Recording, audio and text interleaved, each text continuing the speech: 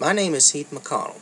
My article is from Bloomberg Business Week called China Dictates Design as GM's Sale Big Back Seat Goes Global Cars. This article was published on January 13, 2012 by Lisa Lin. This article discusses changes in the global car market, especially with regards to China. In the past, automobiles would be designed for customers in countries other than China, and then be adapted to sell them on the Chinese car market. As an example, General Motors would traditionally design its cars based on the needs of North American customers and adapt them before selling them on the Chinese market. However, China is starting to capture a larger percentage of the global car market. Automobile sales in China totaled 18.5 million last year, and by 2016, China is expected to represent 29% of the total global market for light vehicles. This change has led many companies, including those in the United States, to design cars with specific consideration given to the needs of Chinese customers. One example of a major change is seen in the Chevrolet Sail. This car has significantly more room in the back seat area in comparison to other cars, in part due to a repositioned fuel tank. This change was necessary because Chinese customers tend to chauffeur family and friends frequently, thereby making the comfort of back-seat passengers an essential component. Other changes are not as major, but nonetheless create value for Chinese customers. Ford is working to enable its navigation system to accept Mandarin commands from multiple accents. The Volkswagen Passat features speaker covers with the yin-yang, which is an important symbol in traditional Chinese spiritual practices. This article even suggests that in the future, cars could be designed for China and adapted for other countries, which is a complete reversal from the traditional practice of designing for other countries and then adapting to China. This article represents two important issues that managers need to consider. The first issue is that managers must respond to the needs of customers. Since customers are the ones buying the products and therefore contributing to the company's revenue, their needs are what ultimately matters. There are three things that must be done to ensure that the company's products or services meet the customer's needs. The first thing is to find out what the customer's needs are.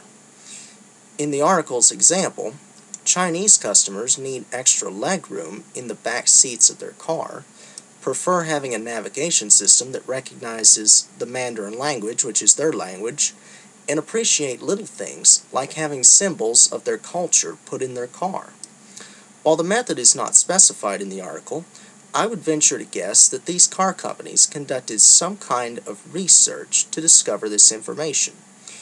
Managers need to utilize tools such as customer surveys, observational studies, and examination of market trends to find out their customers' needs. The second thing is to use this information to meet the customer's needs. While this should be somewhat obvious, it is not always implemented. As an example, Coca-Cola replaced the old formula with New Coke in the 1980s. Many customers voiced their displeasure over this change. However, it took Coca-Cola several weeks to respond to the displeasure and reintroduce the classic formula. This situation demonstrates that simply knowing the customer's needs is not adequate. Instead, it is necessary to use that information and apply it by producing products and services that meet those needs. The third and final thing is to continue to provide after-sales support service. Customers tend to expect non-consumable products to continue to meet their needs for at least a few years.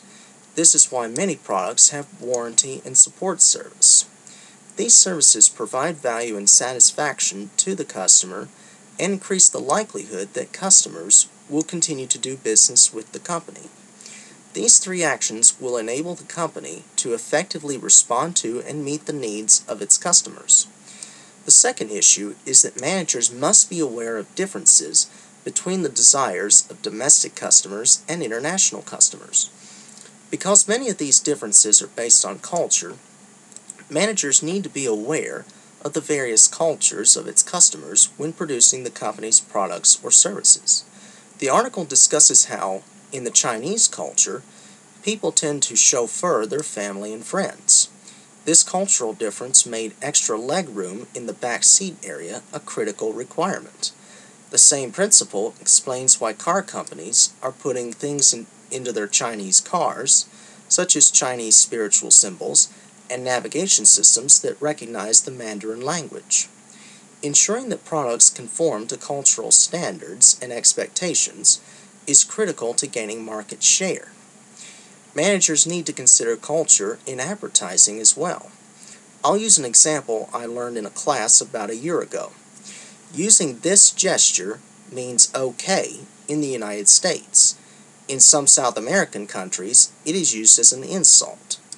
Therefore, a commercial that uses it and was created for the United States market will likely not convey the intended meaning in those other countries. Therefore, if a company wishes to gain and keep market share, its managers must understand the culture of their customers and apply this knowledge to the production and advertising of its goods and services. To summarize, managers serve a vital role in ensuring customer satisfaction, particularly among foreign customers. To accomplish this goal, they must understand both the needs and culture of their customers. I thank you for your time and look forward to your comments.